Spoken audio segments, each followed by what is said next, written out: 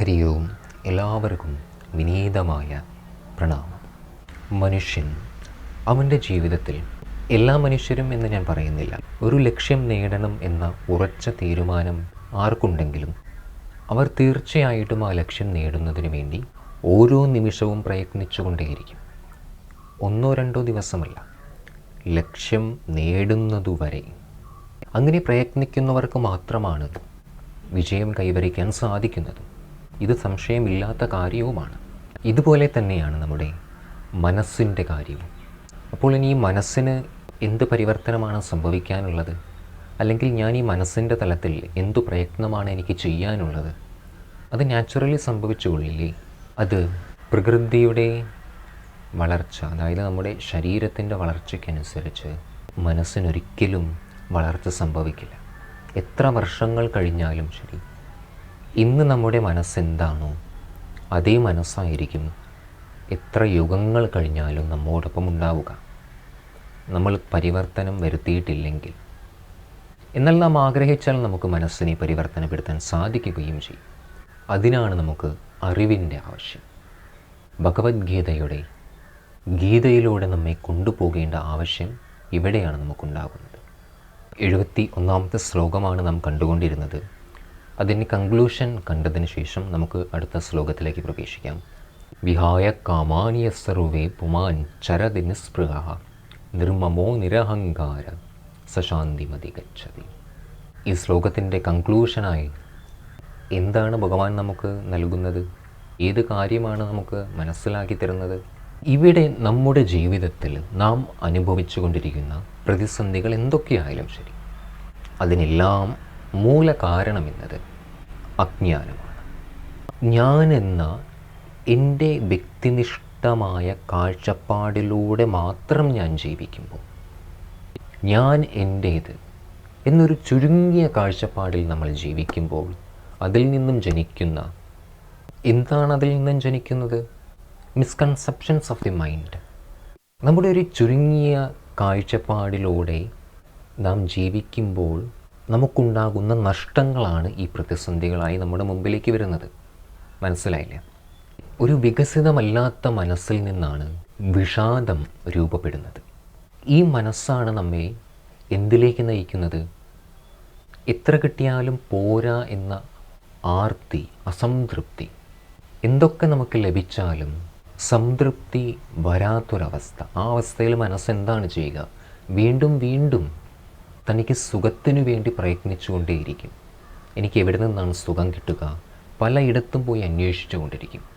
അങ്ങനെ ക്രമേണ നാം അറിയാതെ നാം സ്വാർത്ഥരായി തീരുന്നത് നമ്മൾ അറിയുകയില്ല. സമ്പത്തിനോടുള്ള നമ്മുടെ അടക്കാൻ സാധിക്കാത്ത ആകർഷണം, ഒരിക്കലും അടങ്ങാത്ത നമ്മുടെ മനസ്സിലെ ആഗ്രഹങ്ങൾ, ഇതിനെല്ലാം കാരണം വീണ്ടും പറയുന്നു അജ്ഞാനം. ഈ അജ്ഞാനം ജനിക്കുന്നത് നമ്മുടെ വ്യക്തിനിഷ്ഠമായ കേവലം ഞാൻ എൻ്റെ എന്ന കാഴ്ചപ്പാടിൽ നിന്നുമാണ്. എന്നാൽ നോക്കൂ, ഇവിടെ സന്യാസം എന്നതിനർത്ഥം തീർച്ചയായിട്ടും ത്യാഗമാണ്. എന്തിൻ്റെ ത്യാഗമാണ് സന്യാസം എന്നത്? ത്യാഗം എന്നാൽ ത്യജിക്കണം. നാം ത്യജിക്കണം. എന്തിനെയാണ് ത്യജിക്കേണ്ടത്?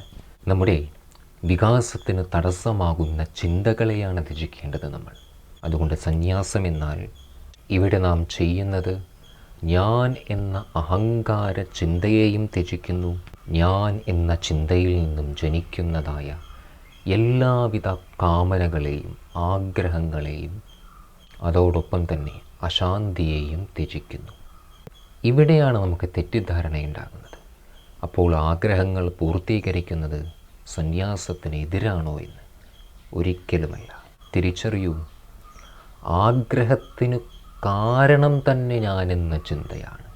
ആ ചിന്തയെ തന്നെ ത്യജിക്കുവാൻ സാധിക്കുന്നൊരു സന്യാസിക്ക് പിന്നീട് എവിടെയാണ് ആഗ്രഹങ്ങളുള്ളത്? അദ്ദേഹം എല്ലാത്തിനുമുപരി സഞ്ചരിച്ച വ്യക്തിയാണ്. ആഗ്രഹിക്കാനുള്ള കഴിവില്ലാത്തതുകൊണ്ടോ ആഗ്രഹങ്ങൾ പൂർത്തീകരിക്കാനുള്ള കഴിവില്ലാത്തതുകൊണ്ടോ അല്ല, ആഗ്രഹത്തെയും ആഗ്രഹത്തിനു കാരണമായ ഞാൻ എന്ന എൻ്റെ എന്ന ചിന്ത, അതിനെയും അതിജീവിച്ച ആ മഹാവ്യക്തിയാണ് ഇവിടെ സന്യാസി. വ്യക്തമായി മനസ്സിലാക്കണം എന്താണ് സന്യാസം എന്ന ശബ്ദത്തിനർത്ഥം. തീർച്ചയായിട്ടും എല്ലാ മനുഷ്യരുടെ മനസ്സിലും ആഗ്രഹങ്ങൾ ഉണ്ടാകണം. പക്ഷേ അത് നാം നേടുന്നത് ധർമ്മത്തിൻ്റെ പാതയിലൂടെ മാത്രമായിരിക്കണം. ഏതു കാര്യവും നമുക്ക് ധർമ്മത്തിലൂടെയും അധർമ്മത്തിലൂടെയും നേടിയെടുക്കാം. എന്നാൽ ധർമ്മത്തിൻ്റെ പാതയെ സ്വീകരിച്ചാൽ അത് നമ്മുടെ തന്നെ ശാന്തിക്കും സമാധാനത്തിനും സുരക്ഷിതത്വത്തിനും കാരണമാകും. ധർമ്മോ രക്ഷതി രക്ഷിതാഹ. ഇവിടെ സന്യാസി അങ്ങനെ അവസാനമായി എന്താണ് പ്രാപിക്കുന്നത്? ഞാൻ എൻ്റെ സമസ്ത ബന്ധനങ്ങൾക്കും കാരണമായ ഞാൻ എന്ന ചിന്ത, അതിനെ ഉപേക്ഷിച്ചുകൊണ്ട് അവസാനമായി ഈ സന്യാസി അവനവൻ്റെ പൂർണ്ണതയെ പ്രാപിക്കുന്നു. എൻ്റെ പൂർണ്ണതയെ പ്രാപിക്കുന്നു. ചിന്തിക്കൂ, എൻ്റെ പൂർണ്ണത. അപ്പം ഞാനിപ്പോൾ പൂർണ്ണനല്ലേ? പൂർണ്ണനല്ലാത്തത് കൊണ്ടല്ലേ ഇത്രമേ ആഗ്രഹങ്ങൾ ഉണ്ടാകുന്നത്? സാഗരത്തിന് എങ്ങോട്ടും സഞ്ചരിക്കേണ്ട ആവശ്യമില്ല. എന്നാൽ നദി സദാ സാഗരത്തിലേക്ക് സഞ്ചരിച്ചുകൊണ്ടേയിരിക്കും. ഇതുപോലെ തന്നെ മനസ്സ് ഒരേയൊരു തവണ അതിൻ്റെ പൂർണ്ണതയുടെ അനുഭൂതി ഉണ്ടാകുന്ന നിമിഷം, at the moment all desires will cut off. ഇതാണ് സന്യാസത്തിൻ്റെ പരമമായ ലക്ഷ്യം.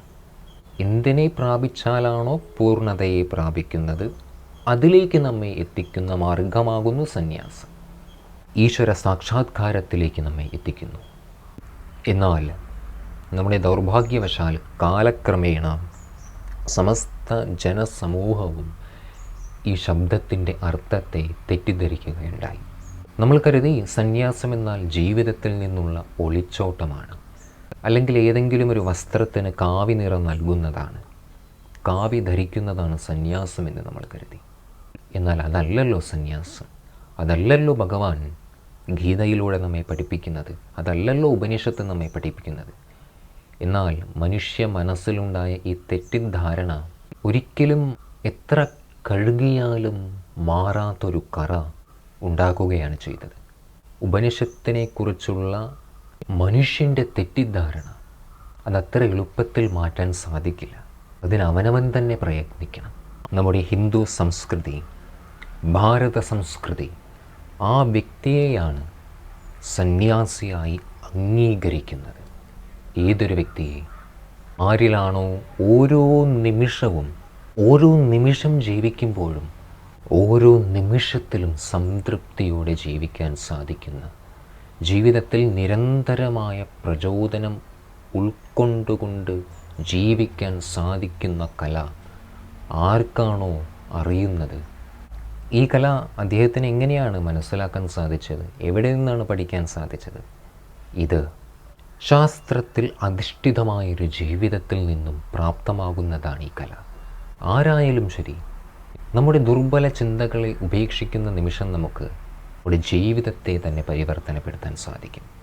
അങ്ങനെ ഓരോ നിമിഷവും നമുക്ക് പ്രചോദനം പുറമേ നിന്നല്ല ലഭിക്കുന്നത്, നമുക്ക് അറിവിൽ നിന്നുമാണ് പ്രചോദനം ലഭിക്കുന്നത്. ഏതൊരറിവ്? അറിവിൽ നിന്ന് പ്രചോദനം ലഭിക്കുന്നു എന്ന് പറഞ്ഞാൽ ആ അറിവെന്താണ്? ആ അറിവെന്നത് നമ്മെക്കുറിച്ചുള്ള ഇപ്പോഴുള്ള നമ്മുടെ എല്ലാവിധ തെറ്റിദ്ധാരണകളിൽ നിന്നും പുറത്തു കടക്കാൻ സാധിക്കുന്നൊരവസ്ഥ, പ്രചോദനത്തിൽ ജീവിക്കുന്ന ജീവിതം.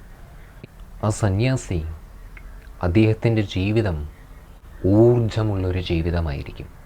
അദ്ദേഹത്തെ സമീപിക്കുന്നവർക്കും ആ സന്യാസിയിൽ നിന്നും പ്രചോദനം ലഭിക്കുന്നതായിരിക്കും. ലോകത്തെ മുഴുവൻ സ്വാധീനിക്കാനുള്ള ശക്തി ഈ ഒരു സന്യാസിയിലുണ്ടായിരിക്കും. ഇതാകുന്നു സന്യാസത്തിൻ്റെ മഹത്വം, ഇതാകുന്നു ത്യാഗത്തിൻ്റെ മഹത്വം. ശങ്കരാചാര്യസ്വാമികൾ ഈ ശ്ലോകത്തിൻ്റെ വ്യാഖ്യാനത്തിൽ പറയുന്നുണ്ട്, ആരാണോ ത്യജിക്കുവാൻ തയ്യാറാകുന്നത്, ആരാണോ ത്യാഗം ചെയ്യുവാൻ സന്നദ്ധനായിരിക്കുന്നത്, ജീവിതത്തെയല്ല, ജീവിതത്തെ ത്യജിച്ചുകൊണ്ട് ജീവിതത്തിൽ നിന്നും ഒളിച്ചോടുകയല്ല, പിന്നെ അവനവൻ്റെ ദൗർബല്യങ്ങളെ ത്യജിച്ചുകൊണ്ട് ഏതൊരു വ്യക്തിയാകട്ടെ വസ്തുവാകട്ടെ അവയിലൊന്നിലും ഞാനെന്നോ എൻ്റെ എന്നോ ഒരൽപ്പം പോലും സ്വാർത്ഥ ചിന്തയില്ലാതെ ആ വ്യക്തിക്ക് വീടും കുടുംബവും വീട്ടിൽ കാറും ഇതെല്ലാം ഉണ്ടെങ്കിലും ഇതിനെല്ലാം നടുവിൽ നിൽക്കുന്നുണ്ടെങ്കിലും ഇവയിലൊന്നിനോടും മാനസികമായി ബന്ധമുണ്ട് എന്നാൽ ബന്ധനമില്ലാതെ. എന്നാൽ അതുമാത്രമല്ല, എനിക്ക് അറിവുണ്ട് എന്ന അറിവിൻ്റെ അഹംഭാവവും ഇല്ലാതെ. മറ്റുള്ളവരിൽ നിന്നും നമുക്ക് കുറച്ചൊരു അറിവ് കൂടുതലാണെന്ന് മനസ്സിലായാൽ തന്നെ സ്വാഭാവികമായിട്ടും ഞാനും മറ്റുള്ളവരെക്കാൾ ഒന്നുകൂടി മെച്ചുവേർഡാണ്, നമുക്ക് ആ ചിന്തയുണ്ടാകും.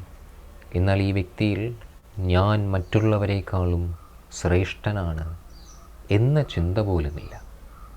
അങ്ങനെയുള്ള വ്യക്തികൾ മാത്രമേ ഈശ്വരനെ അറിയുന്നുള്ളൂ, ബ്രഹ്മ സാക്ഷാത്കാരത്തിന് അർഹരാകുന്നുള്ളൂ, നിർവ്വാണം എന്ന അവസ്ഥയെ പ്രാപിക്കുവാൻ യോഗ്യരായിത്തീരുന്നുള്ളൂ. അങ്ങനെയുള്ള വ്യക്തികൾ ഈ ജീവിതത്തിൻ്റെ ലക്ഷ്യത്തെ മനസ്സിലാക്കിക്കൊണ്ട് ലക്ഷ്യബോധത്തിൽ ഉറച്ച മനസ്സോടെ അവർ എല്ലാവിധ സാംസാരിക ദുഃഖങ്ങളിൽ നിന്നും പുറത്തു കടന്ന് ആരായിത്തീരുന്നു? അവസാനം അവർ സ്വയം ബ്രഹ്മം തന്നെയായിത്തീരുന്നു. ചുരുക്കി പറഞ്ഞാൽ അവർ ഈശ്വരൻ തന്നെയാണ്, അവർ ഭഗവാൻ തന്നെയാണ്. ഇതാണ് ഭഗവാൻ കൃഷ്ണൻ നമുക്ക് കാണിച്ചു തരുന്നത് സ്വന്തം ജീവിതത്തിലൂടെ. ആർക്കു വേണമെങ്കിലും ഈ നിമിഷം അവർ ആഗ്രഹിച്ചാൽ അവർക്ക് ജീവിതത്തെ മാറ്റാൻ സാധിക്കും, പുതിയൊരു ജീവിത രീതിയിലേക്ക് പ്രവേശിക്കാൻ സാധിക്കും. അതേത് നിമിഷവും മനുഷ്യ മനസ്സിന് അതിനുള്ള സ്വാതന്ത്ര്യമുണ്ട്. നമ്മൾ തീരുമാനിച്ചാൽ ഈ നിമിഷം നമുക്ക് മാറ്റം കൊണ്ടുവരാം. പക്ഷേ അതിന് നമ്മൾ തന്നെ തീരുമാനിക്കണം. 25 വയസ്സാകുമ്പോഴേക്കും ഞാനൊരു ജോലി നേടും എന്ന് തീരുമാനിക്കുന്നത് പോലെ ഈ ശരീരം ഉപേക്ഷിക്കുന്നതിന് മുമ്പ് ഞാൻ ഈ ഒരു മാനസികാവസ്ഥയെ കൈവരിക്കും എന്ന് തീരുമാനിച്ചാൽ നമുക്ക് ഈ ജന്മത്തിൽ അഥവാ പൂർണ്ണമായി കൈവരിക്കാൻ സാധിച്ചില്ലെങ്കിലും നാം അതിനെ കൈവരിക്കും തീർച്ചയായിട്ടും. 6 കാര്യങ്ങൾ നമുക്ക് വേണം: patience, faith, confidence, interest, expectation and attention. ഈ 6 ഗുണങ്ങൾ നമ്മളിലുണ്ടാകണം. എങ്കിൽ മാത്രമേ നമ്മൾ വിചാരിച്ച ലക്ഷ്യത്തിലേക്ക് നമുക്ക് പ്രാപിക്കാൻ സാധിക്കും. അതിനേവർക്കും സാധിക്കട്ടെ. അതുകൊണ്ട് ഓരോ നിമിഷവും ആന്തരികമായ പ്രചോദനത്തിൽ ജീവിച്ചുകൊണ്ടേയിരിക്കും. ജീവിതം ഏവർക്കും ഒരനുഗ്രഹമായി തീരുന്നതാണ്. ഹരി ഓം, പ്രണാമം.